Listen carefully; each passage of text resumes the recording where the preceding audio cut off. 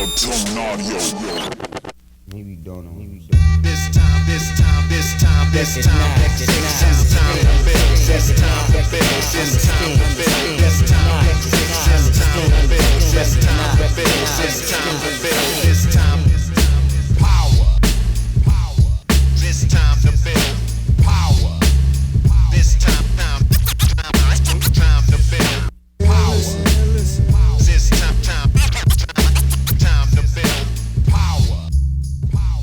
What's up, everybody? I am your host, Chris Hampton. And I'm Leif Gasch. Leif Gasch. I'm sitting here with Leif Gasch. It's amazing we haven't done a podcast before because we live in the same damn town. We're both climbing coaches, and I don't know how we haven't done this previously. Like we were saying, you're a busy man. I'm a busy man. Yeah, lots of plates in the air. Yeah. Tell us a little about you before we get started with this thing. Where can we find you on the internet and what you do? Sure. You can find me. So I run Substrate Climbing Performance. I'm a climbing coach, like Chris said, and you can find me at substrateclimbing.com. I grew up in Cody, north of here, and spent a lot of my youth in Lander, climbing at the Iris and the other local crags. And I guess it was, during the pandemic, Lindsay, my wife, and I moved back to Lander just sort of serendipitously. It was a happy accident.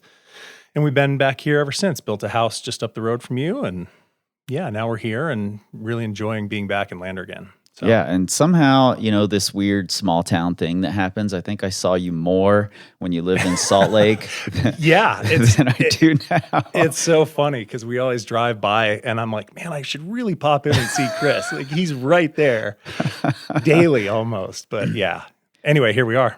Yeah, and we're here to do a What, When, How to Train episode on Wild Iris. That's kind of the premier area around here for a lot of folks, especially for folks coming in from out of town.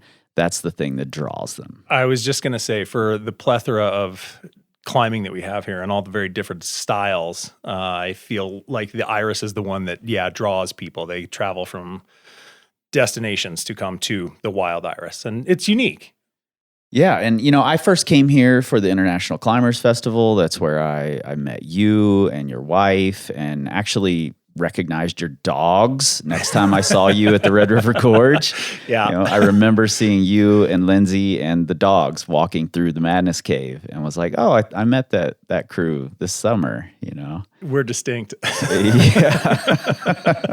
Yeah, to say the least. And I just kept coming back here because I loved the community here, and the festival was a lot of fun. And at the time, I feel like there was a bit of a lull in the traveling to climb here at Wild Iris. Sure. It was first popularized in the 90s by Todd Skinner, whose sister had seen the cliffs at Wild Iris and called him and said, hey, this looks just like southern France. You should come and check it out. Todd came, he looked at the cliffs, and then he never left. He just called his wife and was like, we're moving here. Pack the TV up. pack everything up, bring it over. Yeah. And then in 97, Wild Iris became home to one of the first 14As in the country to hold the grade, throw in the Houlihan, and was made famous by Masters of Stone. I don't remember which one, but Number one. Was it number one? Yeah. Crazy. And it became really popular, hit a lull, and I think it's being revitalized again, by the Climbers Festival getting bigger and bigger, and by the new, harder, modern routes. I think just by proximity, there's all the crags behind the Wild Iris and the Little Paposia and all these little satellite areas. And I think, just by proximity, more people are being drawn to explore the area, but you have to drive right past the Iris. And I think there's a lot of people that have said, oh, I've never done that, or I've never been to that wall. And I still feel like when we talk to people who ask if we have friends coming through town, and they say, what should I get on? And I say, well, have you been to, the Remuda? No, where's that? What's the backside of the Iris? Oh, No, never been down there. Right. Been to the front side. Yeah. So despite, it's not a huge crag, but yeah, there's I think people are, like you say, they're rediscovering, this gem that's kind of always been hidden in plain sight. Yeah, totally. And it's interesting you use that phrase hidden in plain sight because you can go to the Iris a bunch of times, especially if you're here in the summer. You can walk in, you see the front side, you go there and climb. You might have no idea that there are these hidden crags down in the trees, that the erratic's sitting down there, that the Remuda's sitting down there. You could miss the entire OK Corral, actually, if you're only going to the front side. Like full disclosure, it took me the better part of a decade of like 10 years worth of climbing at the Iris before I went to the Zora Wall. Wow. Whatever. I'm a little ashamed to admit that. It just goes to show you, I got so sucked into, all the stuff that was right in front of you. And then it's like, oh my gosh, I went to the Zora Wall for the first time. I was like, how have I never been here? Easy to do, I think.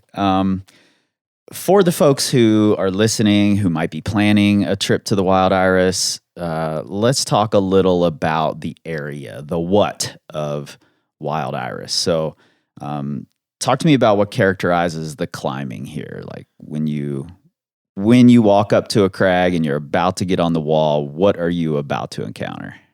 The things that stand out, I think, I come from an art background like you, and I've always thought Wild Iris was a very visceral crag. I'm still to this day blown away by the color. Yeah. The bleached bone white dolomite. That is so unique. Mm-hmm. I always joke, like, bring your sunscreen.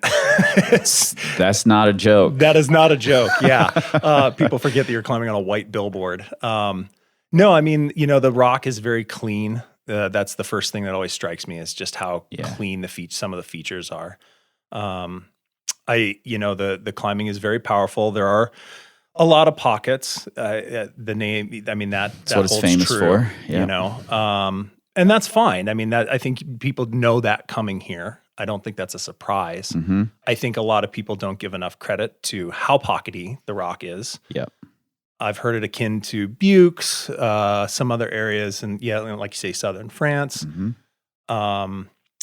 But that's not to say there's not edges and larger holds, and the walls are very clean. There's not a lot of feature climbing. Mm-hmm. It's very much, I would consider it very technical face climbing, really, for the most part.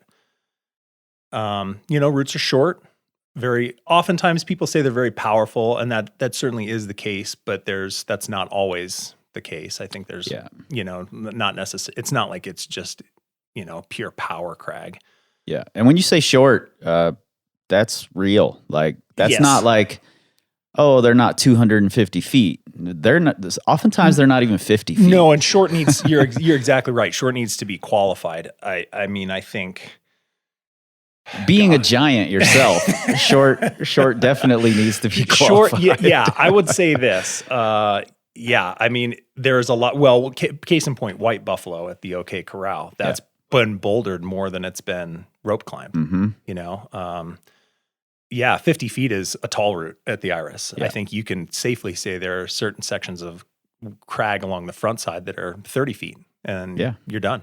Mm-hmm. So, short, but beautiful. I love how clean the rock is. You just don't encounter choss or flakes or looseness. It's just very clean and very pure. I especially like the feeling of walking up to the Rising from the Plains wall. Great name for that wall. It just pops out of nowhere.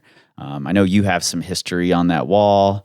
And it is this like bone white little thing that just pops up. It out looks of like the a ground. femur head sticking up out of the top of the mountain or something. Yeah, it's incredible. I love it. It's tiny, but it's fierce. Yeah. That's how I feel about Wild Iris. Certainly tiny compared to a lot of the other stuff that I think a lot of people. Mm-hmm. I will say that I think people underestimate how short things are. Yeah, and consequently, I don't know. Maybe the grading plays into that a little bit. I'm not sure. I haven't given that a ton of thought, but I do think people say, "Oh, well, it's really short. It's going to be, maybe not that big of a deal, but there's a reason that Right. they get the grades that they do. And it packs Right. a little bit of a punch. Yeah, totally. I also think that the rodeo wave is kind of seen as the archetype by a lot of people, at least these days. And I don't think it should be, because it's sort of an anomaly at It's a the complete Iris. anomaly. It's a complete anomaly. And the rodeo wave is not to be missed. I mean, if you are climbing routes of those grades, Yeah. you owe it to yourself to at least sample it. Mm-hmm. But yeah, the 45-degree panel is completely atypical of, the style of the climbing. When I grew up and I heard about the Iris before I'd even been here, it was fabled that it was a slab to a roof. Yeah. That's how it was described to me. And I think that's a bit of an exaggeration, but oftentimes But it's a better description than a 45-degree panel. yeah, you know? certainly of like, if you want to generalize the area, Yeah. that's pretty typical. You get a lot of vertical or off vertical walls, and many of them are capped with that. I call it the beer belly bulge Mhm. at the top. Not all of them, but many. And Yeah. I think that's far more typical. Vertical, off vertical, slightly overhung face climbing. Yeah, and it's interesting that like gyms back in the day used to always have this feature that was like vert to roof to Like vert way again. back in the day. Yeah, like way the back. originals. Way back. They always had that feature. Yeah. And now gyms almost never have that like box feature. It's always these big sweeping panels. Yeah. So it's interesting to me that the popularity of wild iris sort of followed the popularity of gyms, or gyms followed the popularity of wild iris, where it was more like, a bunch of vertical walls, lightly overhanging walls, a big box feature you had to climb Right, out, yeah. horizontal roofs, and then as gyms got more like all 45s, wild iris sort of fell out of favor. So it's cool to see it coming back. Yeah, and I was just going to say, when you mentioned that earlier, that's the first thing that came to mind, is that this was a very in vogue crag in the 90s. Yeah. And then it felt like it dropped off the face of the earth. I mean, I remember, in the late 90s, early 2000s, we'd go up there and you wouldn't see anybody. Right. Ever. I mean, and I'm not kidding when I say that. I mean, I remember one evening climbing up there after work, and we were blown away because we saw another car parked in the main parking lot. And and they were out of state plates. Yeah. We couldn't, who is this? Who actually, are they lost? Yeah, you never see anybody there. And now, if you go up in the summertime, certainly during the warmest months and around the festival, I mean, you can't hardly find parking. It's just, it's crazy. So it's fun to see people coming back and revisiting this stuff. Yeah. And let's talk a little about the pockets. You mentioned that there are pockets. I once heard someone at the crag say, monos don't happen in nature. Yeah, I don't want to sound like the curmudgeon-y old man. Yeah, that is such a thing. That's not natural. I've heard that more times than I can count. Yeah. That's not natural. Yeah. And while there certainly are drilled pockets up there, there's glue filling in things up there. That was the ethic back then. If you stand at the base of the wall and look around, you can probably find 150 monos on any section of cliff. They're everywhere. I mean, I think it's rare for a lot of areas, that have like, I feel like a lot of places use the term pocket to describe something. And maybe it is a single gas pocket, but the reality is the way the dolomite and a lot of the limestone in this area was formed was predominantly gas pockets. Yeah. And, I remember when I bolted Rising from the Plains and Cowboy Killer on that feature, I couldn't believe the two fingers that I was finding. I was like, you've got to be kidding me. I mean, these were made, these were sculpted. Now, new pockets almost always had that sharp lip on the front. I mean, razor blade. So absolutely, you need to take a file to that and clean that up. Otherwise, you're going to, seriously cut somebody. Yeah. And that's pretty standard on limestone. I mean, mostly everywhere. Call it cleaning. That's all it is. A clean route's a better route. I'll stand behind that all day long. But yeah, monos exist. Natural monos, natural two fingers. Some of the wild, kind of like sculpted things you can really like dig your fingers into. I think on the rodeo wave is a great example of that undercling on Stetson. Yep, that's exactly what I was thinking when you made that motion. Right? You're like, and you're like, oh, that's Stetson. How does right that there. even work? But it's like, and it fits perfectly, and you're like, no way. But you can't create that with a drill bit. Right. So yeah, no, pockets. You come here knowing there's going to be pockets. And they are natural. And there might be the handful that are helped out or enhanced or modified. But by and large, the vast majority, I would say 95% of what you're grabbing is natural. Yeah.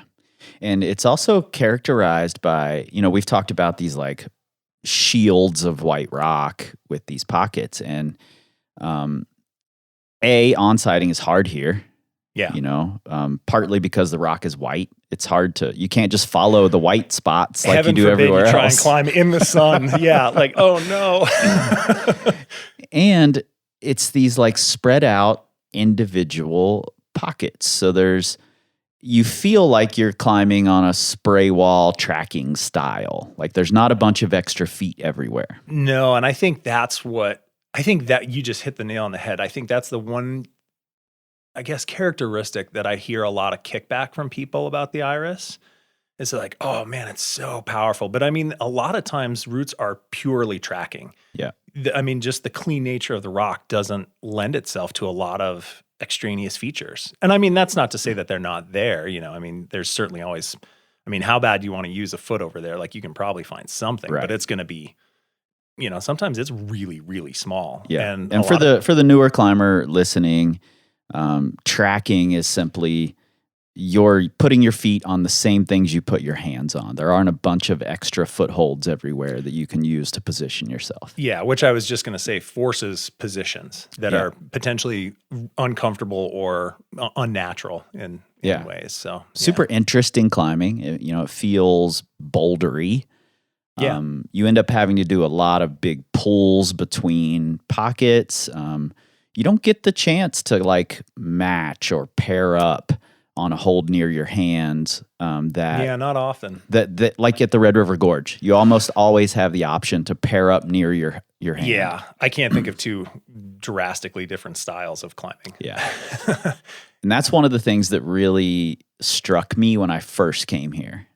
As a Red River climber and as an endurance climber, I was used to being able to, if I made a big move, that meant, I get to move my lower hand up right next to my higher hand somehow. They might not be matched on the same hole, but I was going to pair up somehow. Sure. And here it's like you do a big move, you might be doing another big move right after that where your hand has to travel 6 feet, 8 feet, I can think of routes where you are doing literally isolated moves like that for 8 or 9 moves. Exactly. And tracking the entire time, which feels, I don't even know how I would describe that. Like, it feels like you're like, if you were to crawl on the ground, on all fours, like how far can you reach? Right. Almost doing like some sort of weird movement drill, but you're doing it on, pockets up a vertical wall. Yeah, that's a good description. It's like this weird game of Twister.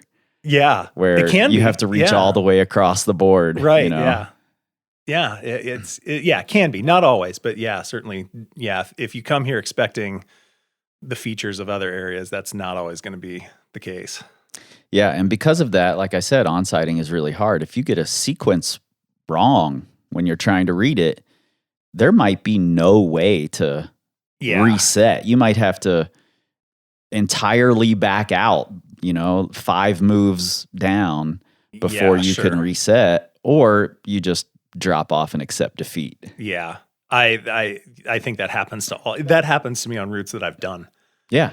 I go totally back. Oh, I haven't been on this in a while. And I climb on it and I'm like, oh, and here I am in no man's land. Okay. Right. Yeah, this is unretrievable at this point. Yeah. I very distinctly remember, I can't remember what the name of the route was, but it was a 12C, I believe, on the front side. I was feeling great. Got to this 2-finger pocket with my left hand, realized, oh shit. Next hold is a 2-finger. 5 feet to my right, or 5 feet to my left. Yeah. I've got my left hand in this pocket. There are no other holds. And this is not a rose move. And I have no way unless I want to like mono match this two Right, finger, yeah. which was not happening for me. And I sat there with my hand in that two finger for probably 3 or 4 minutes before I just said, fuck it, and dropped off. Like, nothing I could do. Right. You're like, the smoke is coming out of your ears. Like you're like doing all the equations. Like, how can I salvage this? Yeah, I spent No. so much time looking for other holds that didn't exist. Yeah. That's on-sighting a wild iris. That's how it Common feels. tail. Common tail. Yeah. If you're planning a trip here, what sort of things do you need? Is there anything special that you need for wild iris? Special that you would need. I would say, I think this should be common for everybody going sport climbing now. I think you're maybe not the brightest person if you aren't carrying one fairly regularly, but a stick clip is super useful here. Number one, because the landings are rocky, lots of like jagged dolomite laying on the ground. It's not a sandy landing like at Military Wall in the red. So if you blow it before you get to the first bolt, you definitely risk twisting an ankle, if not worse. So bring a stick clip for that sake.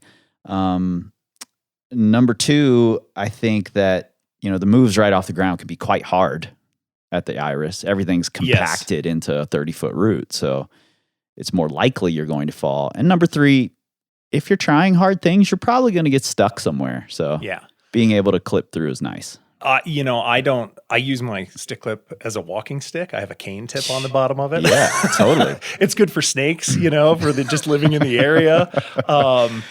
So I just carry a stick clip with me wherever I go. Yeah. I've seen too many broken ankles. That's in my mind. I'm like, whatever. If you want to prove how bold you are, go trad climbing. This is sport climbing. Yeah. There's no place for that. So I consider a stick clip just a standard piece of equipment. But yes, absolutely. I can think of many routes that look deceptively easy right off the ground. Yeah. And in that really dangerous zone, right? The 10 feet, 8 feet up, you're already into some real business that is very committing where if you don't stick that move, you're coming all the way back down. Yep. On exactly not great landings. Even if there aren't boulders or big pieces of rock underneath you, rarely is it flat. Right. It's almost always some sort of angle topography. And the rock is slippery. Can be. Yeah, it doesn't, I feel like some limestone is very frictiony. I would categorize this dolomite as less frictiony. Yeah, especially the well-traveled, really good. Yeah. The warm-ups for the harder routes. Delaware Spurs is one of the best routes up there, quite slippery. Yeah. I've blown off of that before the first bolt after having climbed it 100 times. Yeah. Yeah. I mean, like most well-trafficked routes, you combine decades of traffic with a type of rock that doesn't lend itself to great friction. And I mean, a lot of stuff is not on the mostly popular routes. It can be very glassy. Yeah. So I would say a stick clip, certainly. But you don't need knee pads. There's no knee barring. Yeah. I actually got a knee bar on a route on the front side one day. BJ was belaying me, and he very calmly said, "If you don't come out of that knee bar right now, I'm going to pull you off the wall." I'm just blown away that you found a knee bar at all. That's like the elusive fool's gold right there. Yeah. Like where? I want to know. Only one I've ever seen at the Iris. But. Again, not a lot of features, so you're not feature climbing. I would say, I don't know how to describe this as maybe anything special, but the location of the iris, the position, the setting, altitude, sun. I think if you need anything special other than a stick clip, it would be preparedness for the elements. Yeah. I think that gets more people than anything. Dehydration, sun, wind. Yeah. That can be it might not seem like it that much, but if I had to say anything that you need to be more prepared for. I would say be prepared for the elements and, the environment that you're going to be climbing in. Yeah, I agree with that. And I want to get into that. But before we do, I got one more little bit of special equipment that I've found really helpful here that is like pro tip here. Do you remember the old Evolve Optimus Primes? Mm-hmm. They had a Yeah. really blunt toe. Mm-hmm. Couldn't climb shit at Wild Iris in those shoes. Sure. Yeah. Don't bring a blunt-toed shoe here. Right. Your pointiest-toed shoes are going to be your friends. Yes. That is a great point. That might be truly a secret weapon here. Yeah. There is a massive difference between I'm trying to think of like two very different shoe styles right now, but you see a lot of solutions. I see tons of solutions. Something with a very distinct point, not like, oh, these are kind of offset. Like you want a pointy shoe. Pointy toe. And you might actually be needing to step in a mono. Yeah. The harder the roots get, the smaller the pockets get, the smaller the feet are going to be. Because like you said, you're tracking a lot. Yeah. Yeah. That's a really good point. All right, let's move into the win, and I think this is when your bring all the layers because you're bring everything. Who knows what the hell the weather's going to be really comes into play. Sure, yeah. When is the best time to climb at Wild Iris? Oh man, we're about to let out some secrets here. Oh yeah. My name you might be ostracized from the community forever. I was going to say, I see what you did. You just set me up. You teed me up for this one. I'm not saying it, by the way. For everyone listening, this is Leif talking. No, I mean, full disclosure. Yeah, the best time to be here is not in the summer. Yeah. It's just too hot. It is just too hot. And I see people all the time climbing in the blazing sun in July during the festival. And the festival is a fun time to be here, for sure. It's not to be missed if you haven't been to one. But if you're talking about climbing harder grades and harder routes, I feel like some of my best days at the Iris have been in October. The shoulder seasons, the spring and fall, we're middle of May, and I know there was a big crew of people went up yesterday. Yep. And I'm told that the conditions were awesome. Mm-hmm. I think shoulder seasons are probably the best. But that being said, it's very difficult at that altitude. The Iris sits just at 9,000 feet, or I think it's just under 9,000 feet at rising.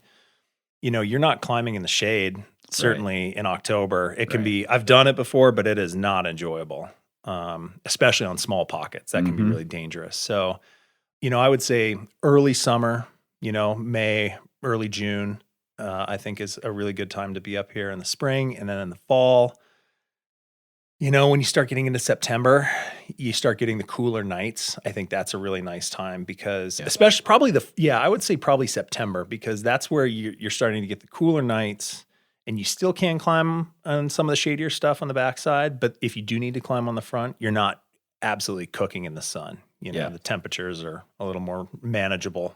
Yeah, I think September is my pick for best Wild Iris month in general. Yeah. The reason it's so popular in the summer is because there's not a lot of other places to climb in the U.S. in the summer. And it's not like good. it's not bad in the summer by any means. It can just be, it can be, if you're not prepared for the sun and the exposure, that can ruin your day before it's even begun. Yeah. It's really dry.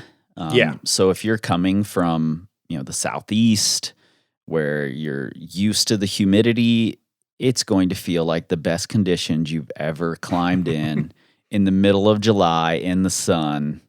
Yeah. I remember coming here for the first few years and listening to all of you locals being like, oh, it's so humid today. And I'd be like, my lips are cracking as I speak. It's not humid at all. You people are out of your minds. But now I'm in the same boat. I'm like, oh, it feels a little humid today. Oh my God, we're up to 20%. Should we be climbing? Yeah. Go to the water park. Yeah. I think the summer months, certainly around the festival, can be good. And you can get good days. I mean, if you get one of those nice big thunderheads that rolls in the afternoon, during the month of June or July or even August, you're psyched. I mean, you're kind of climbing anywhere, but it can be. It's very dry. altitude is a thing, and the wind, the wind can just rip up there. And I think if you combine those three things, if it's sunny, windy, and you're a little dehydrated, it can feel a little overwhelming. Yeah, it can be a rough day up there if you're not prepared. And like you just mentioned with the big thunderhead that rolls through, that's a pretty normal thing up there to get some sort of afternoon shower. Some months you can set your watch by it. Yeah, and thunderstorms can be quick but aggressive up there. Not uncommon to get a fluke snow or hailstorm, for 30 seconds. Like that can happen. Yeah, totally. So I think bringing all the layers is really important. It might be 100 degrees in town. Take a puffy with you. Always. Take a raincoat with you. Be prepared to be cold. Take pants. I almost will never go up, regardless of what time of year it is. And certainly in the summer, if I leave town and I'm in shorts and a tank top, I make sure I have pants, some sort of long sleeve layer, and some sort of at least light puffy. Yeah. You don't need the big ones, but at least some sort of jacket. Yeah, absolutely. And half the time you don't need it, and you're fine. But heaven forbid, every local has been up there at one point where you say, I'm not going to take anything. I'll be fine. Oh my God. Yeah. And you get hosed. 100%. You're walking out in the rain with the rope bag draped over you or something. Yeah. That's happened to a lot of people. So yeah. Totally. Have you ever been caught in any really crazy storms up there? Yes. I think very specifically when I just mentioned that there was one day we were young. I was with Jeremy Rowan, and he and I went up there in the summer, and it was 95 in town or something like that. And we're like, we'll go up to the Iris. It's going to be so much better. Mm-hmm. And I was in a tank top and shorts. So was he. Didn't think anything of it. And we were climbing at the Hot Tamale Wall, and this just massive thunderstorm moved in and just proceeded to dump. Just pouring rain and wind, driving wind. And we were hunkered underneath Crazyhurst over there on the left side in that little tiny, it's not even a cave, it's a tiny little overhang. And we were like, this isn't letting up. We got to get out of here. And, there was lightning, and we ran out of there. I remember I had the rope tarp draped over me, got to the car just soaked. Yeah. I'm like, and it can get scary going out of there on those ridges when it's a full-on lightning storm. Yeah, a little exposed, and immediately you're regretting the stick clip decision. Exactly. It's funny, you can You're just handing it to your shorter partners. Yeah, it's funny because everybody uses them as walking sticks, and then the first crack of lightning happens, and everybody just holds them flat, real low to the ground. I'm like kind of running. So yeah. I remember being up there with Annalisa one summer evening, and we were over at Aspen Glade Wall, and big thunderstorm just rolls in, lightning cracking and hitting the ridges, and she's a little terrified of it. And I'm like, I used to be really into landscape photography, and I'm like, I'm just waiting for the rainbow. There's going to be rainbows. It's going to be fucking amazing up here in 20 minutes, and we end up going down into the aspens because we were like, we don't want to stand up near this cliff on these ridges. And we go down into the aspens, and there's lightning cracking all over around us, and you can feel the electricity in the air. And sure enough, it clears up, the sun comes back out, these massive double rainbows, just gorgeous. And I'm like, stand right there, let me take your picture. And she's just staring at me, and I have a photo of this moment, and you can see it in her face. And she goes, fuck you and your rainbows. I have a hard time seeing your wife say that, but that's awesome. I'll see if I could dig that photo up for these posts. But it can be really aggressive, but it can also be really beautiful. It's worth, I think on that, it's just worth being prepared. If you think there's a chance you might need the jacket, bring it, Yeah, and if you're a person who really enjoys the social aspect of climbing, and that's what you're out for, coming for the Climbers Festival, Wild Iris is going to be busy, but it's going to be a lot of fun. It's going to be a lot of people there. If you're a curmudgeon like me and you're not interested in the crowds, coming in July is not the beta. It can, and that can feel pretty overwhelming.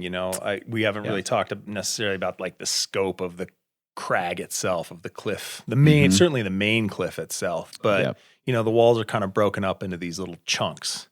It's not like one just clean giant band of rock. And so, certainly the Hot Tamale Wall is one that always comes to mind because it's such a good wall. I mean, every root on that wall is amazing. But if you have 4 parties there, it's busy. During the festival, there might be 12 parties there. It might be 3 deep on some routes, and there's not a ton of space at the base of the wall like that. It can feel overwhelming if there's big crowds. Totally. If you thrive on that, or if that's part of your climbing experience, you're going to be super psyched. Yeah. But if you want to go up there and just say, oh, I want to get on X route and X route and X route, that might not happen during that time. So. Yeah, I agree. That's good beta. It definitely does split up into little chunks. So it's also, if you roll up and there's parties at your little chunk and it feels too overwhelming, it's entirely possible that the next little chunk down the wall, as you get further from like the main popular central areas, might be totally empty. Well, and if you're willing to hike a little bit more, we keep talking about the backside, and again, for, the topography of the place, there's the, kind of the main wall, but then the quote unquote backside is actually separate satellite crags that face north. But, if you go down to the lower Remuda, rarely have I ever gone down there and seen crowds. There you might run into maybe another party or 2, but I feel like rarely do you actually, will people walk that far back? I don't know, 20 minutes from the car maybe? Yeah. From the Aspen Glade parking lot? I don't know. A little bit further. Certainly if you're parking at the main lot. Yeah. I think it's like an hour to get back there. Yeah. But now we've got some better parking beta. So you can oftentimes you can spread out if you're willing to be a little flexible. I think so. All right. Let's talk a little bit about the how.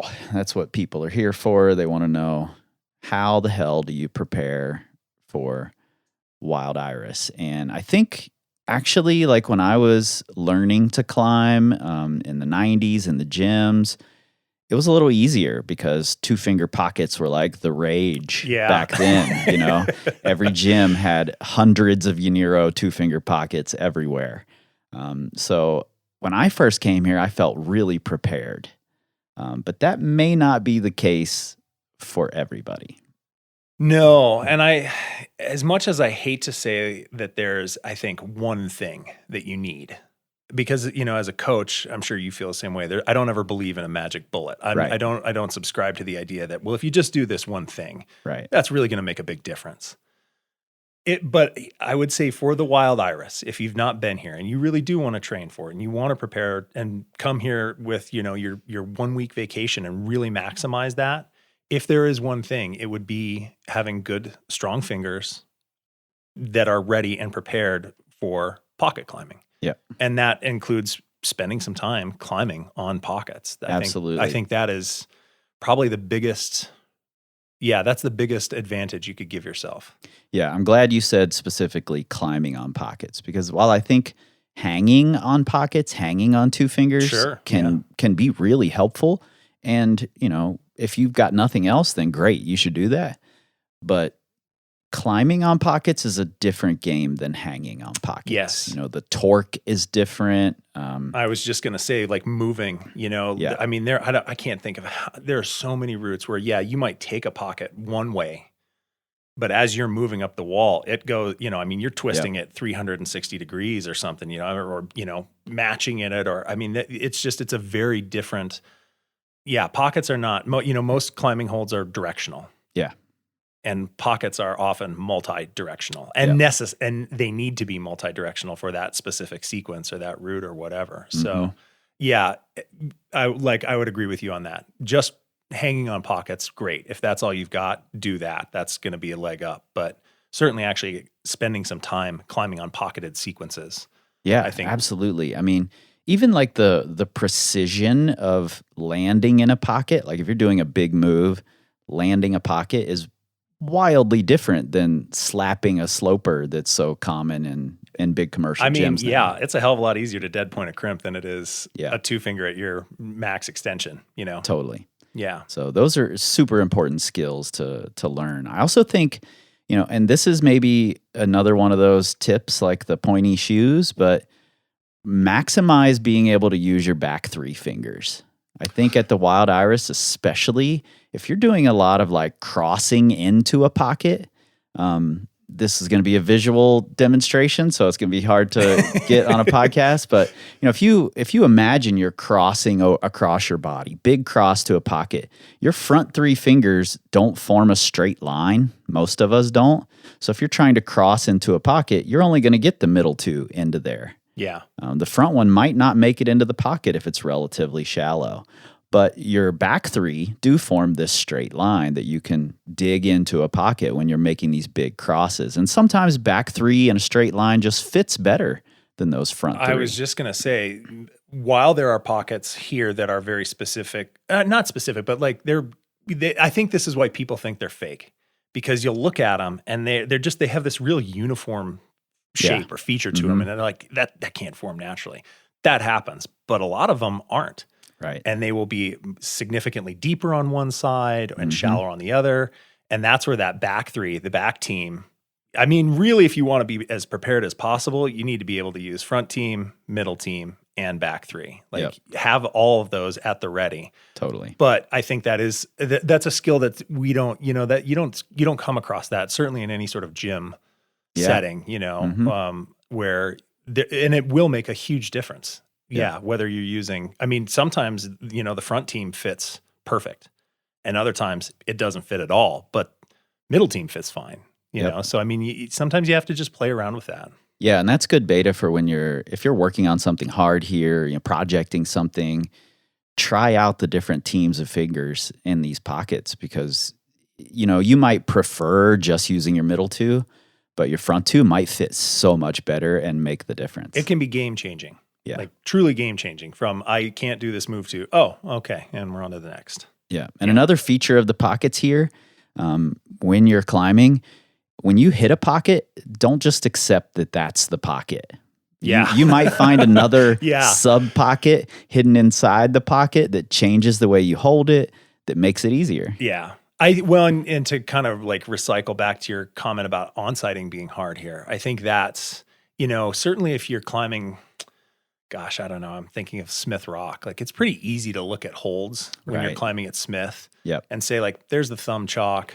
That's what, this is the sequence. This is what I'm going to do. The holds aren't, they're not big, huge rails. It's like, how you need to grab those more or less, within a few degrees, but it can be really challenging here. Yeah. If you take a pocket wrong and you don't know, actually, if you twist up on that thing and kind of like take it like a side pull, that's a jug. But if you pull straight down on it, that's not very good at all, So lots of that twisting into a pocket happens. Which is going to happen inherently, I think, in the style of climbing too. Where, it's not like you're grabbing things and then pulling straight down the entire time. You're almost always twisting on, which I think that again, skin, I don't know if we're going to talk about skincare, but that can be a real thing. Yeah. If you have the option to climb on sharp pockets, then you should absolutely prepare yourself by climbing on some sharp pockets because you're going to build up calluses on the sides of your fingers as opposed to just on the pads. Yeah. I feel like every time I get into a route or start getting into a season where we're going to be up there a bunch and it's like, oh man, the pocket, we call it pocket skin. Yep. And it's not your pads, it's not your tips. It's that really soft stuff on the sides that most climbers never, it's virgin skin for a lot of people. Yeah. And that can be like limiting in your day. If you are twisting on something repeatedly, it's pretty easy to cut through that if you're not calloused up. So yeah, absolutely. And some beta that I like if you're climbing on, there are enough sharp pockets here that you're going to encounter one. Yeah, eventually. And if the sides of your fingers aren't prepared for it, you're probably going to get pretty tender quickly and not want to grab that pocket again. So I really like to, if I'm working on something that has a sharp pocket on it that I know I'm going to be digging into the sides of my fingers, I like to pre-tape Yeah. Tape up for those working goes. I really like our circuit tape. A lot of the locals here use our circuit tape exactly for this reason. Tape up the sides of your fingers where the pocket hits. And then when you're feeling like, okay, red point time, if you don't feel good climbing with tape, then you can take it off and you've got fresh skin. The prophylactic tape can be a game changer. And just in how many goes you can get in a day. Yeah. On certain things. I mean, that can be the difference between I get a couple of tries on this versus, I can spend an hour, working out these sequences. So, yeah. One of the things I noticed about wild iris when I first started climbing here is that like coming up through the grades, the 5.9s, the 5.10s, you might find a random mono on a 5.9 that makes the move easier, and you will find some small pockets on some of the lower level climbs. So building up through the grades here makes perfect sense in that regard, which I think is really, really cool.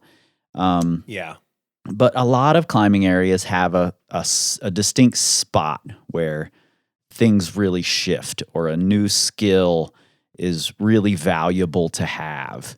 And I think wild iris, there's a really distinct place because a lot of the 5'11" and below are mostly vertical or very lightly overhanging.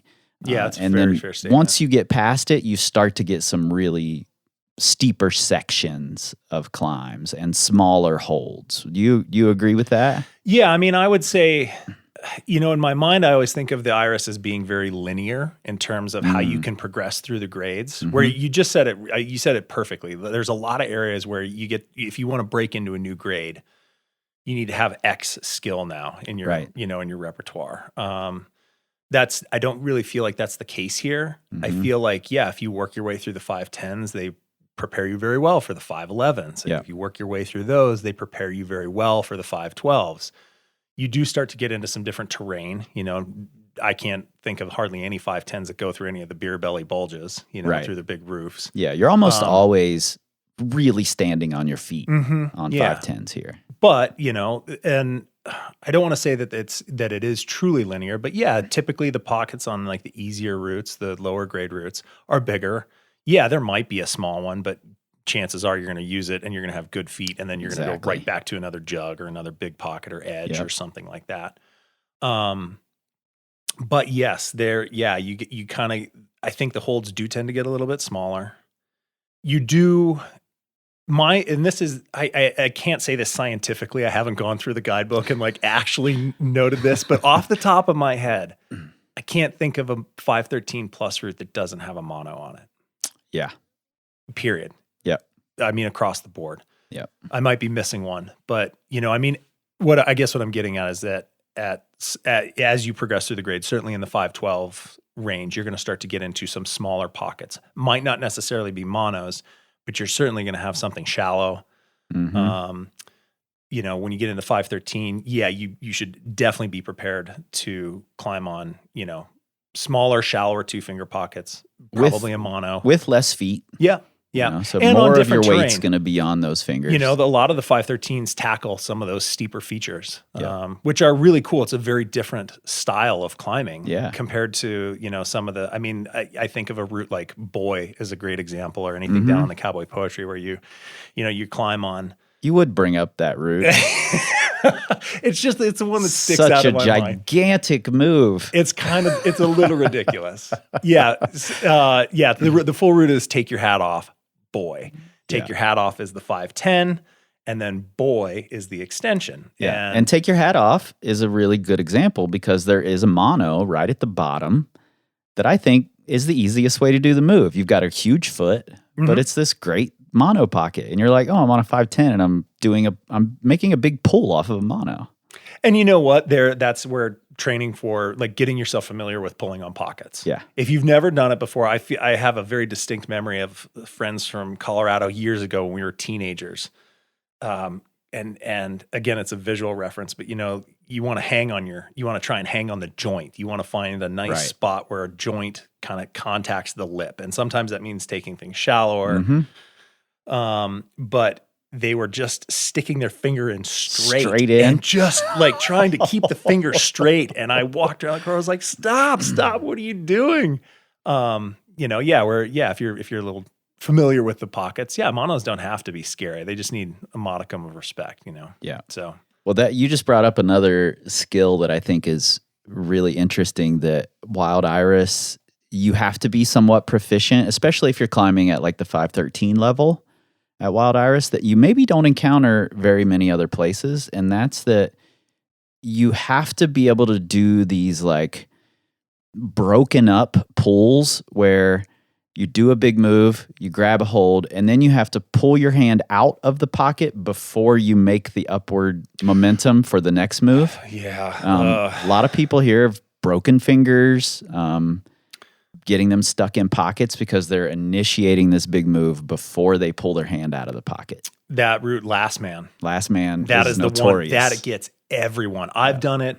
Lindsay's done. I don't know anyone that's climbed on that route that hasn't done that, where you reach up, you take a really good mono and you reach up to that really good pocket, and then you have to go again. You have to go with the left hand, and that everybody initially buries that mono because you can. Mm-hmm. And you don't think about, I need to pull this thing out and get it ready. And everybody, you hear that crack and you just know, you're like, oh, somebody's on last man. I ratcheted my finger on that pocket and then I ended up not even grabbing it for the rest of the time. I was grabbing some little crimp near it. So I'm like, I'm not going to break my finger. And on again, this thing. that's just a skill that unless you've practiced climbing on pockets, you would never think that. It's not like your hand ever gets stuck in a jam. Right. Like your hand never gets stuck in a crimp. I mean, it's a very different and very unique aspect of climbing on deeper pockets, certainly. Yeah. So, and tight fitting pockets, I should say too. Yep. Yeah. So, and that's sort of, that ability to pull your hand out of a pocket and then make a big move off of, not having anything to pull with that low hand. I think that's a skill we've mentioned already. You're making big pulls. But I think in the 512 range at wild iris is where it really starts to come into play in a big way. Yeah. If you think of things like burnt beans or what's the other 12B back there? Court and Spark. Yeah.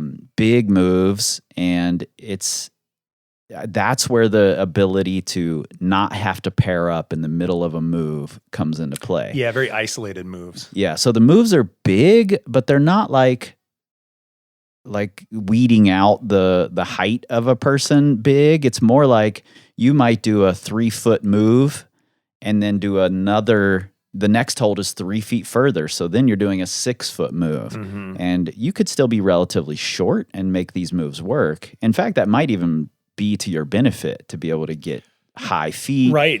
With some of those things, maybe you fit in the box better. Yeah. Yeah. So I do think that's a skill that comes into play at the 512 level.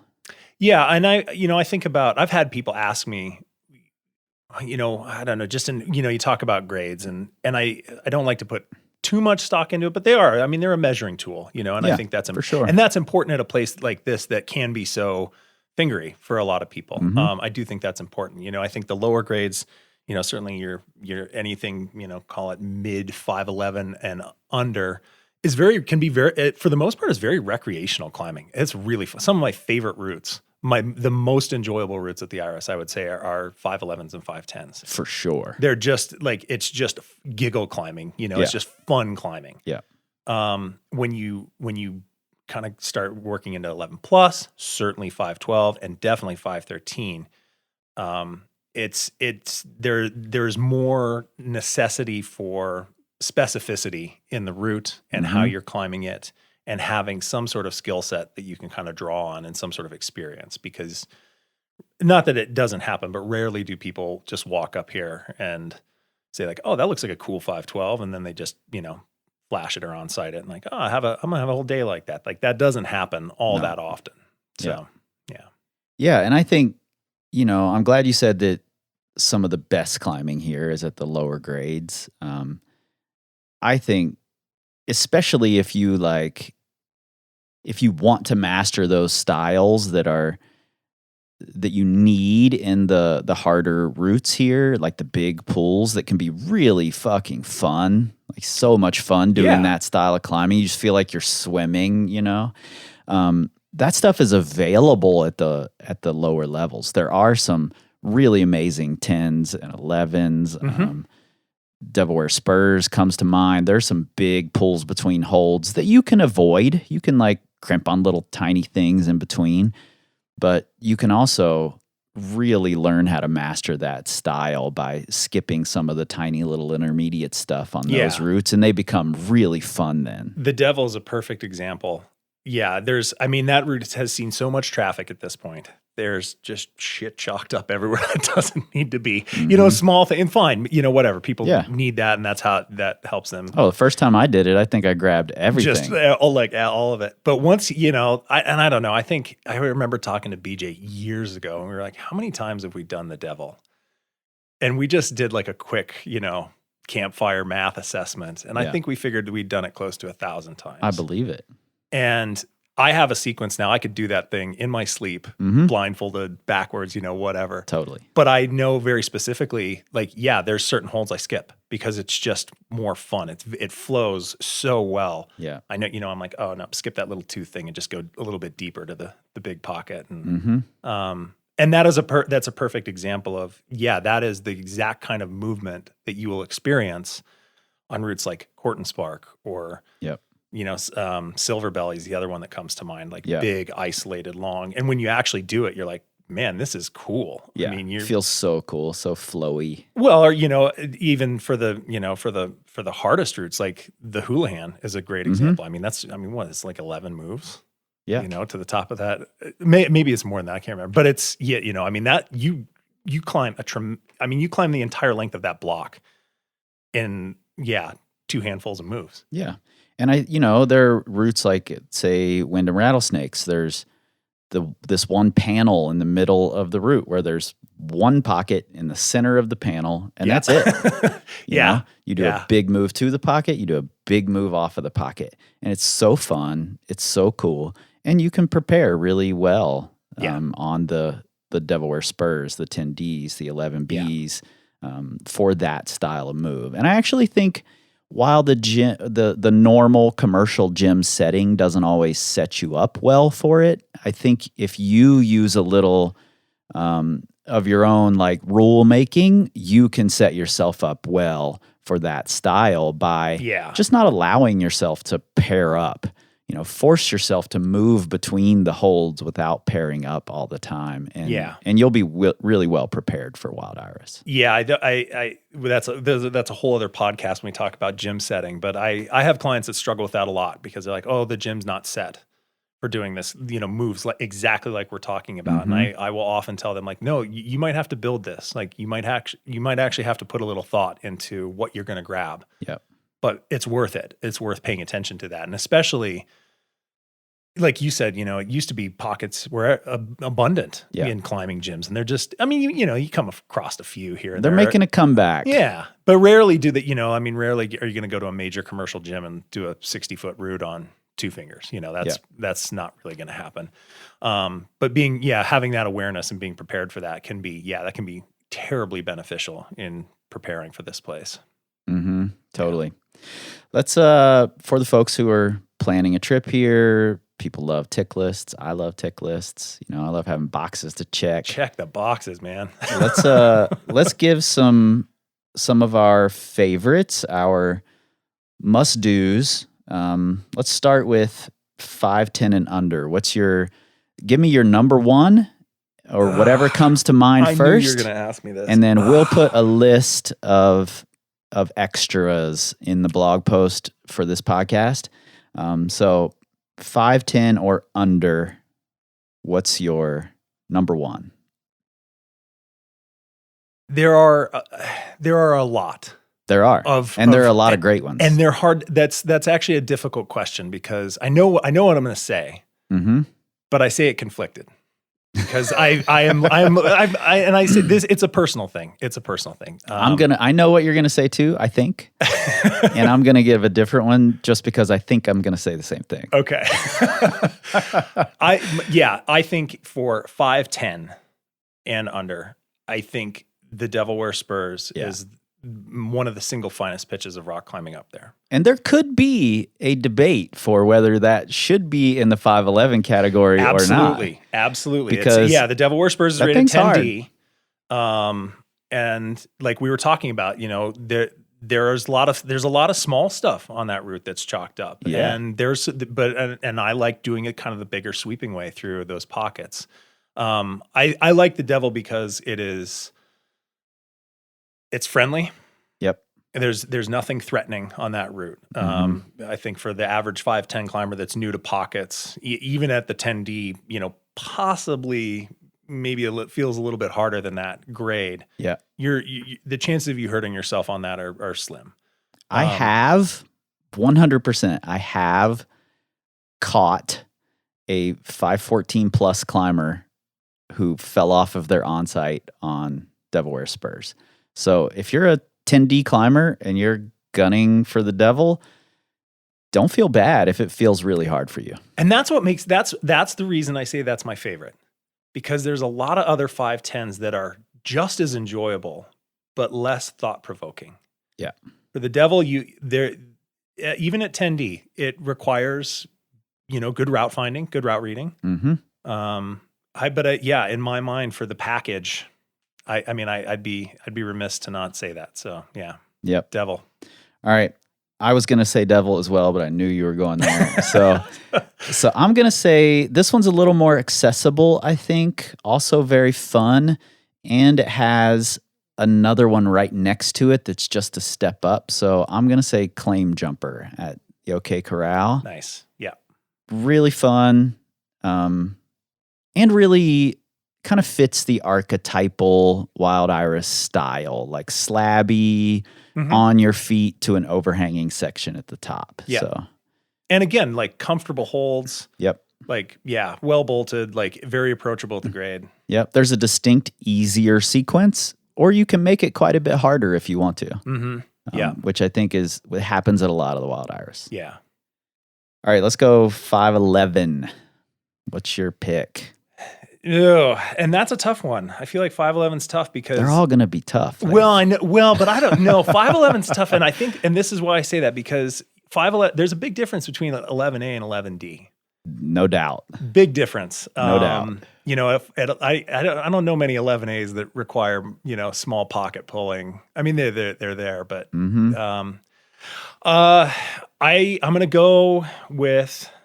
I think my favorite is probably Zorro. At the Zorro wall. Good one. Yeah. I think it's overlooked because it's, and that was one of the very first crags bolted up there. It was bolted before the main wall. Yeah. And it's overlooked. It's kind of hidden back there. Again, hidden in plain sight. Yeah. But I think Zorro is, it's not as trafficked as other things, but it's got amazing movement. It's got cool holds. Yeah. Now you've got me reeling a little bit because I was going to go, I thought I knew what you were going to say, so I was going to choose something different, but you didn't choose what I thought you were going to choose. What do you think I was going to say? I thought you were going to say Cowboy Poetry. So I think that's going to be my pick. Yeah. No, great one. Yeah, it's great. I think it's fantastic. Though I will say, I'm breaking my own rule here. The 11 right next to Claim Jumper Winchester Pump is also amazing. Well, I was hoping you were going to mention that one because, that's when you said, Claim Jumper. I'm like, well, that's just where you can, that's like Wind River Rose and the Shootist. I mean, you just, how often do you stack two routes that are just one step above the other one, but like both are must-dos. Yeah. So good. Yeah. All right, 512. Good luck. No, don't need it. American Beauty. Ah, all right. I like it. American Beauty at the Aspen Glade. Tell me about it. The Aspen Glade, for those that aren't familiar, is another one of these satellite crags off the backside. What's really cool about tough crag in the summer. Yeah, it sits down lower. You hike up onto the ridge and then you descend back down into the valley, and so it kind of sits nestled. It faces south, but it sits nestled in that kind of in that little nook. And it's a bit of a solar collector, maybe more so than even the front side on the main wall. I think so. I don't think it gets the wind that at least the main wall gets. If you're here in the summer, evenings are the time for the Aspen Glade wall. Yeah, But the cool thing about the Aspen Glade, and then that section in particular, is that it is the tallest of all of the walls. Maybe that Rodeo Queen buttress is as tall across the way, but I mean, it's cool. I mean, you actually get like, I don't know, 60, 70 feet out of those roots, I think. Yep. But American Beauty, so I really love it at 12B. It's got a long kind of like, I guess it's a little slabby down low, but like we'll call it a vertical panel of climbing. And then it is capped by another one of the, the big beer belly bulge roofs. And it is maybe the most famous beer belly bulge. It is what, yeah, you can get the hero shot on that thing very easily. And you've all seen the photo of that bulge. You just didn't know that this amazing 512 is on that. Yeah. There was like an old, really famous photo of Jason Campbell. I think that, it was Sandra. It was either Sandra or Scott's photo of Jason on Cowboy King. And since then, every photographer who's ever come to Wild Iris has taken the same photo of someone. It's an epic hero shot. Yeah. It's really cool. But the movement on American Beauty is really cool. And I think it is very typical of the type of climbing that 512 yields. A lot of two fingers, a lot of technical, like hard technical pulls, but you get a nice rest right at the top. And then, and it's kind of intimidating, it's sort of like the first time you're in the Madness Cave or something. You almost wish you didn't have that rest. Yeah. You look out behind you and climbing. The draws are hanging straight down and the whole valley is behind you. And it's like, ooh, this is a little airy, but then you cast into that final, I don't even know what it is. It's not even that long, like 10 or 15 feet of overhanging climbing. And it's just, I would call that hero climbing too. It's just the holds are comfortable. The feet are right where you want them. And you're like, I want a two finger right there. And it's, sinker. And the position and the exposure is just, I think it typifies like what I would call Wild Iris climbing, but you get so much of it compared to other really good 512s that are, over in 30 seconds. Yeah, absolutely. That's a really good pick. I hadn't thought about the like proximity to the photo of Wild Iris, and very much fits the archetypal style and what people thought of Wild Iris looked like forever. Yeah. Definitely. That's a really good pick. I'm going Wind and Rattlesnakes. Nice. I have good memories of it. It's got a cool history here. FA'd by Amy Skinner, bolted by Todd Skinner. Very typical route. That's boilerplate Wild Iris right there. Yeah. Really, really good little hang down by that route, I just have great memories there. It was, I went climbing up at the Iris with my friend Yasmin and BJ on one of my first trips here, and BJ took us over to that, and I on-sighted it. Probably my proudest on-site at the Iris at the time, and then belaying my wife on it for a while she worked on it, and took some like big falls off of it, really going for it, which was not typical for her. So yeah, I have great memories of that route, and that's the one for me. Yeah, there's very little, if anything, you can take away from that as a pitch of rock climbing. Yeah, and it sort of flips the Wild Iris archetype on its head in that it's steep at the bottom, and then kind of turns a little more techy. Yeah, with some bigger pulls near the top. Mm-hmm. Yeah, so. It's almost like the businesses are flipped. Yeah, and there's almost a sloper up there. There's like, I don't call it a sloper, but my wife definitely called it a sloper. I know the hold. I see both sides. I'm not getting in the middle of that one. All right, 513 and up, and if needed, you can include your absolute favorite route in this category. Well, again, because I know what your favorite route is.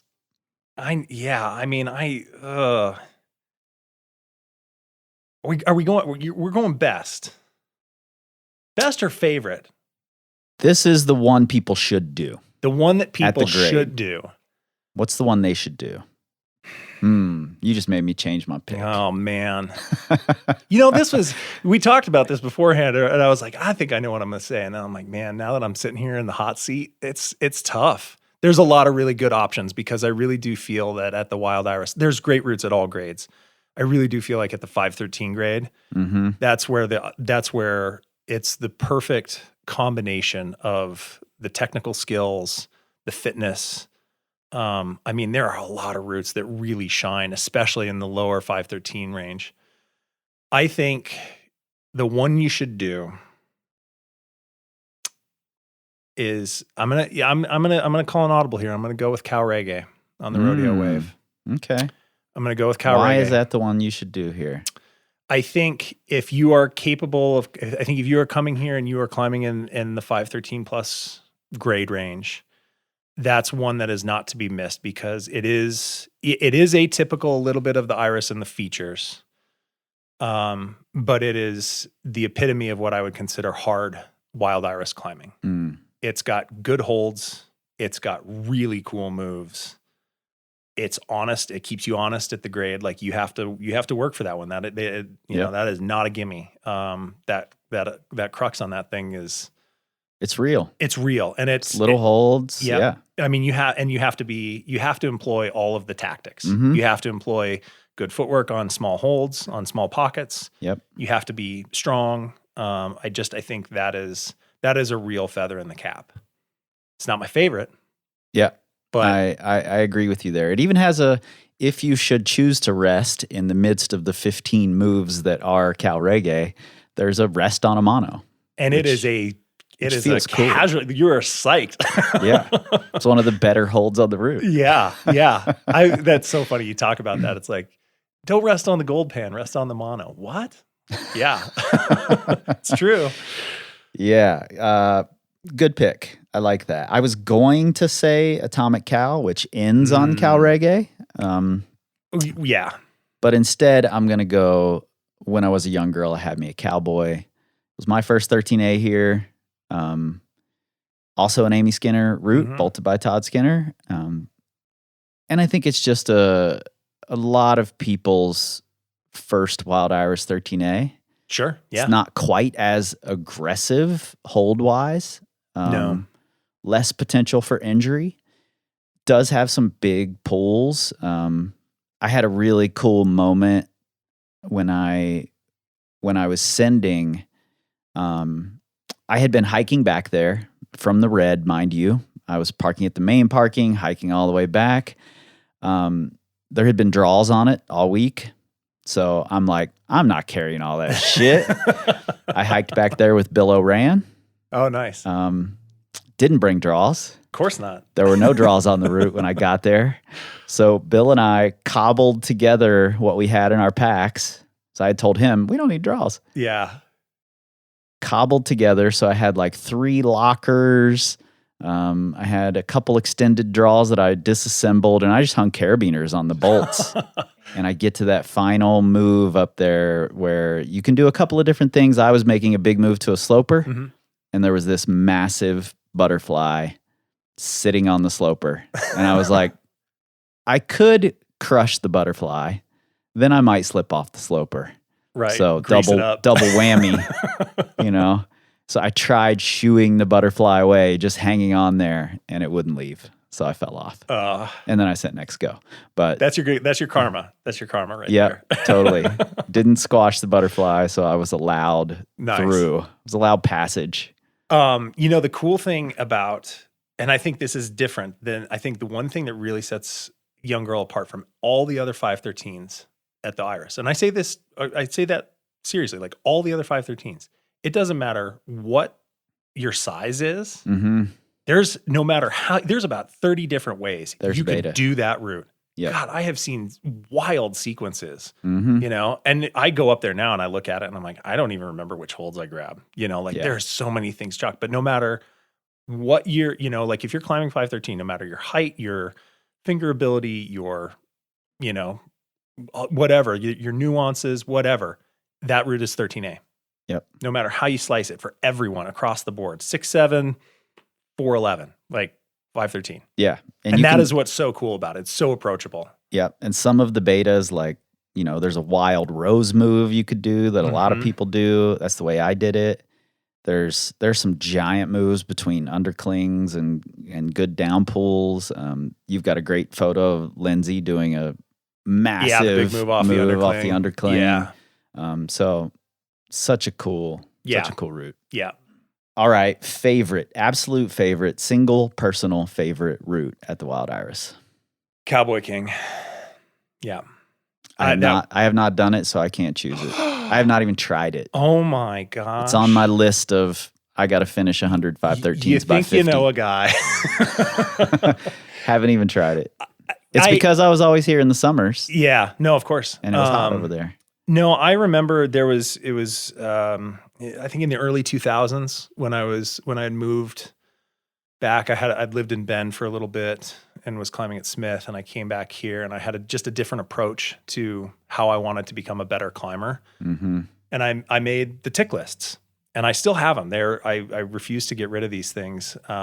I printed them out, and they have little boxes. Yeah, next of course. to them, and how can they? I think not? I even put some like some filigree across the top or something in Microsoft Word. Yeah, but I did that for a number of years, like 4 or 5 years in a row, and I had these lists at all the crags around sinks, and I was like, these are the routes I want to do, and it was everything. And I compiled the list by saying, I think there were like 20 routes on there, and I was like, I know I'm going to do some of these, like claim jumper, there were the claim jumpers on there. I'm like, this is a given. And then there were routes like the Houlihan, where I'm like, I'm probably not going to be able to do this year, but I want that as a goal. And I had the Spectrum. And one of the routes on, I think it was my 2004 or 2005 list was Cowboy King, because I'd looked at it and it was so intimidating, because I'd done Choke Cherry Eyes and American Beauty next to it. But I mean, you're on American Beauty and you look over and you're like, man, that tackles the most like sinister looking part of this cliff. And it's so intimidating. And that was a real, I remember the day I hiked back there to hang draws. I was like, okay, I'm going to commit to doing this thing. And I was still I was a little spooked by it. I was a little scared of it, I was like, but it was a real experience for me, like projecting that. And what I found out was that it's not nearly as terrifying as it seems, It's just when you actually are in the belly of that roof and you're sucked up into the undercling and you're doing the wild moves out the lip. It was a very empowering experience where I was like, okay, I can climb harder routes. I just need to not get in my own way, And I remember the day I did it, I was like, I don't want to let my feet cut. And that's the beta. You cut your feet and you campus those last few moves, which just seems so counterintuitive at that point. You're like, I need to be conserving my energy. And it's like, no, this is going to sound so corny, but you got to let her buck, I mean, you gotta just and when you do that final sequence, campusing up to the chains and then you kick your feet back on. I mean, it's like, it's really cool. And the position is amazing. You're on that same cool buttress. And, I mean, I have an emotional attachment to that route for sure, but it was the first route that really made me decide that I was like, I think I want to try hard things here. That's cool. Yeah. That's cool. I have a very distinct memory of the first route that I made the decision to campus through. and it felt like this moment, like, oh, I've crossed the threshold now. Well, I mean, certainly at this point in my life as a coach, I'm like, keep your feet on, climb smarter. Come on, save that energy. But yeah, every once in a while. I think it's really cool to have, to know the route, that you had the experience of like, oh, I'm really intimidated by this thing. It's been sitting there in plain sight. I've been looking at it for years, building my skill set up until I can finally feel like I'm ready to get on this thing, to face my own intimidation. Yeah. And make it happen. It's such a cool thing, and also nice to have it at your home crag again. I like reliving those memories now and then, being able to look up at a chunk of rock and being like, fuck, I did that. I climbed on it a few years ago. When we just came back, when we were living down in Salt Lake, we were up and we were back there, and I was like, I want to take a rip up this thing. And man, I got out in the middle of the roof, and I was like, at first I was like, no way did I ever do this. Like, no way. And then like, relearn the beta. I was like, oh my God, I can't believe I forgot how cool and amazing this is. So yeah. Awesome. What's yours? Mine is Atomic Stetson. Yeah. Maybe one of the worst favorite routes to have. It's angry. It's not the coolest looking route, but it's got some really cool movement. Yeah. The description in the old guide was, step off the block and go boom. And for me, it felt impossible the first time I tried it. And for many years after, I would come back in the summer. I would train specifically for Atomic Stetson. I set a simulator in the gym that was heinous and hurt. And I could do the simulator like 8 times in a row. And then I got to Atomic Stetson and couldn't do the moves. Yeah. It's so strange. It's very bouldery, right off the ground. Super isolating. And, I've made no secret of this on the podcast, but I came up climbing in a place where it was like climb 70 feet and then try hard.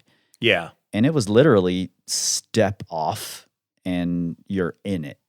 Like it's hard climbing. If you are not fully engaged on move 1, like you're not going to do that thing. Yeah. And I had years where I could like do the bottom boulder problem, no issues, but then I couldn't do the top. Yeah. And then years where the top felt really easy and I couldn't do the bottom. Yeah. Which is funny, given for those that don't know the length. I mean, it's what, 25 feet?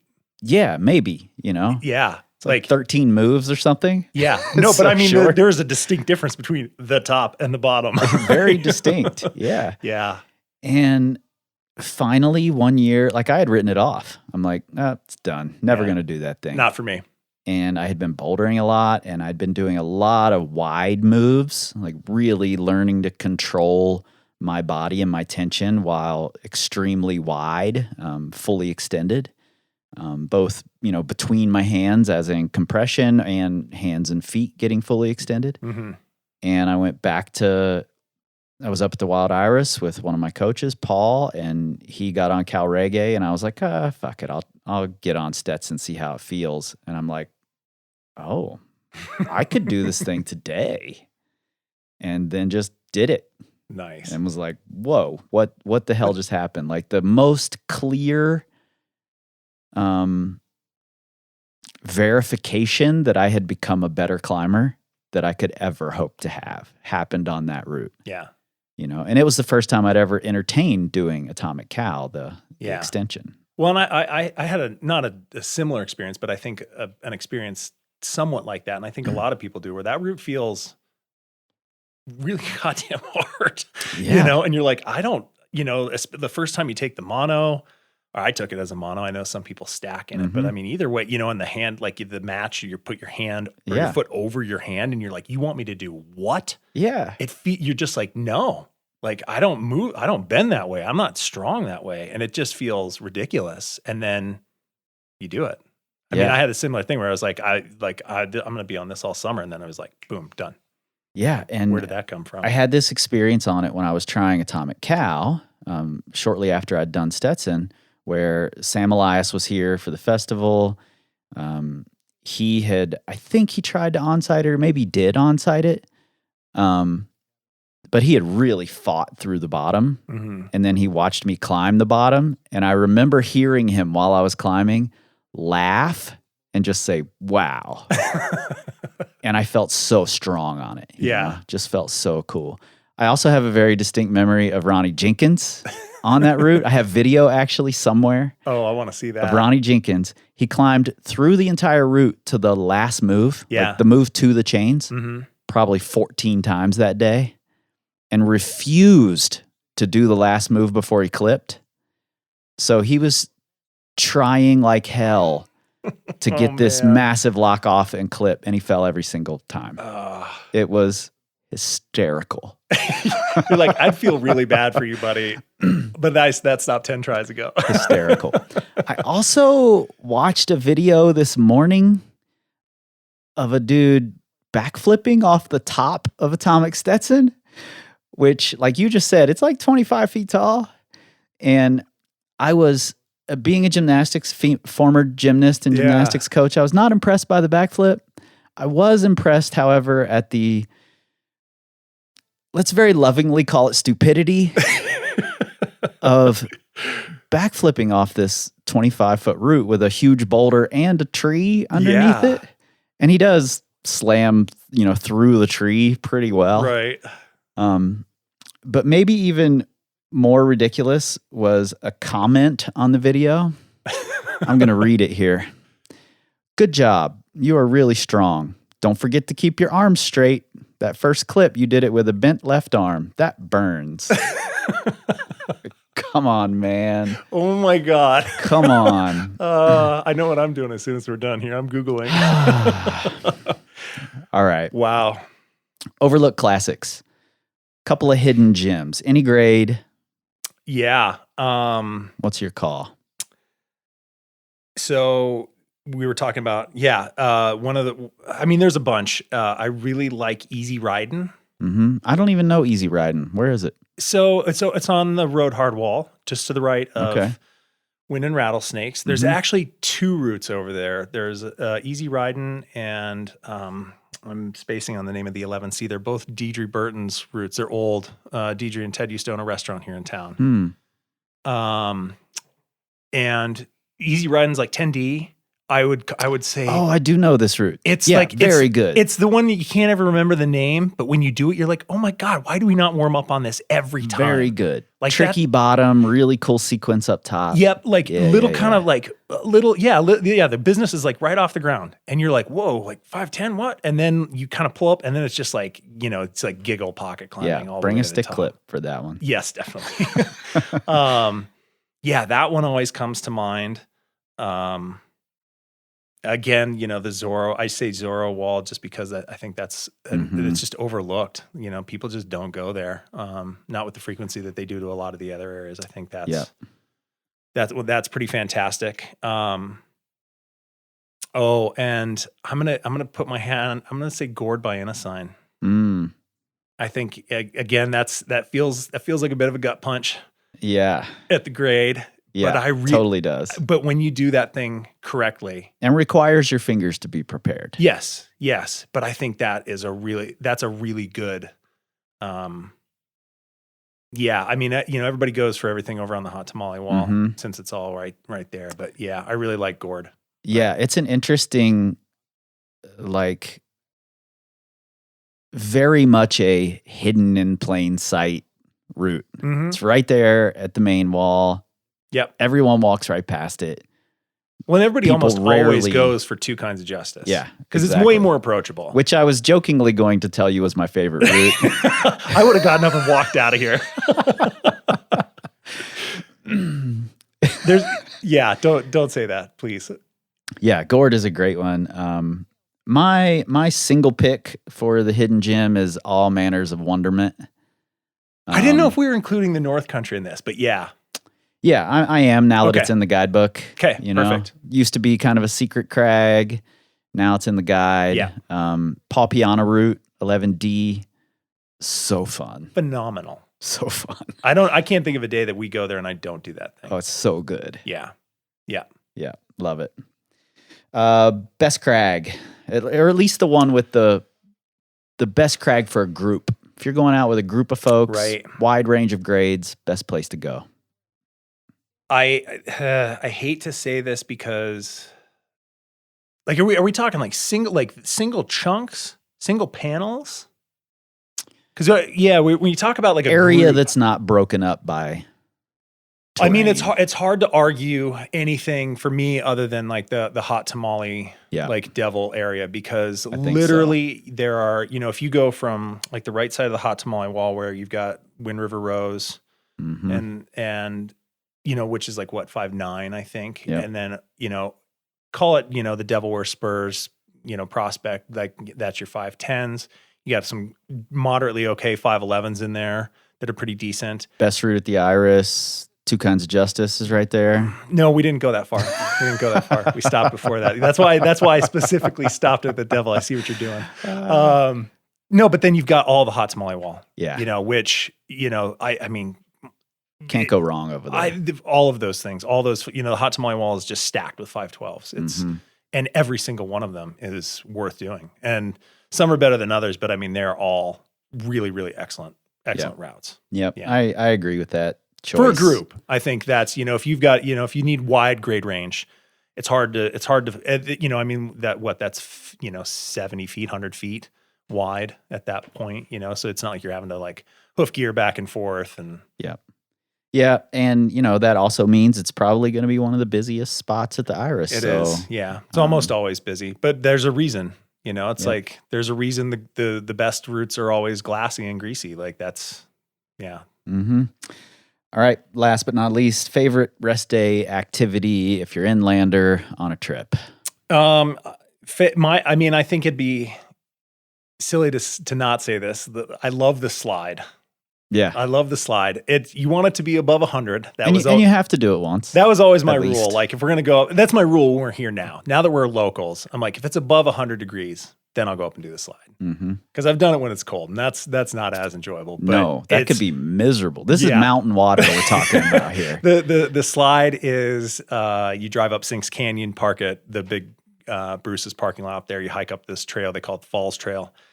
And at the top of the Falls Trail, there is a natural water slide on a big chunk of granite, and you jump and it's slippery shape, just like a slide. You drop off into this amazing little pool. Nice little pool. It's pretty unique. There's not a lot of places in the world you can do that. Yeah. I mean, there's a lot of fun things to do. I think I always tell people the 4th of July is not to be missed. Yeah. But however, I don't know if we can call the 4th a rest day activity because most folks need a rest day after the 4th. Actually resting. Yeah. Okay. Never mind. 4th is off the list. But definitely a must do if you're coming to land. Yeah. No, for rest days, I love the slide. That's a fun day. Get a little hike, see something different, get out of town. Yep. Yeah. I agree. Also, if you're, especially if you got a couple of rest days, Thermopolis is really amazing. Yeah. Hot cool. springs. Very unique. And, they've built these, pools, swimming pools and saunas and all sorts of things on these hot springs. Thermopolis is basically a world's largest natural hot spring, I think, is a town built on top of a hot spring. Yeah. Yeah. So quite cool. Dinosaur museums there, lots of them.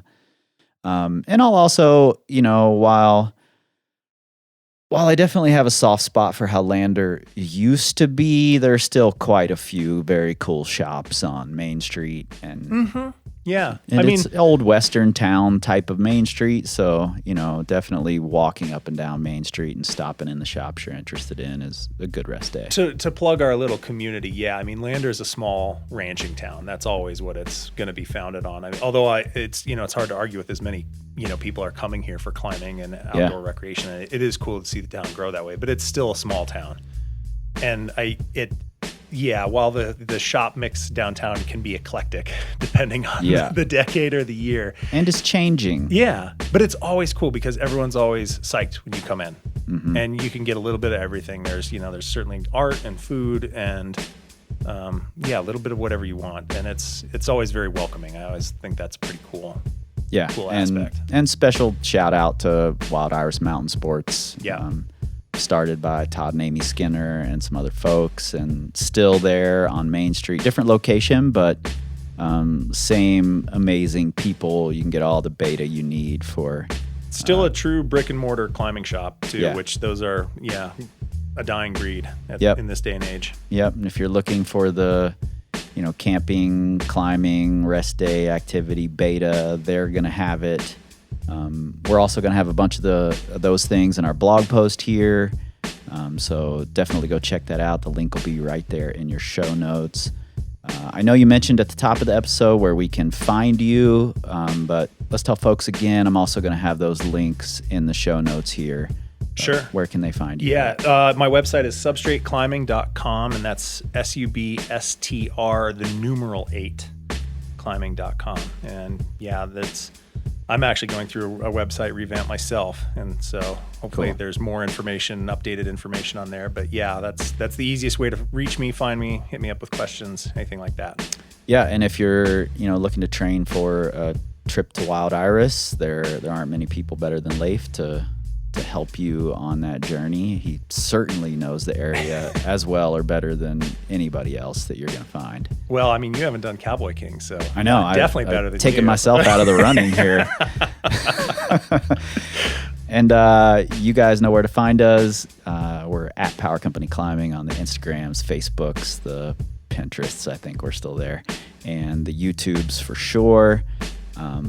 You can look for us all over the Twitter, and I would love it if you shared this episode on the Twitter to all of the other people twittering or whatever it is they do, but you're not going to find us there because we don't tweet. We scream like eagles. Maybe don't know. This time, this time, this time, this time, this time to build, this time to build, this time to build, this time to build, this time to build, this time to build, this time to build, this time.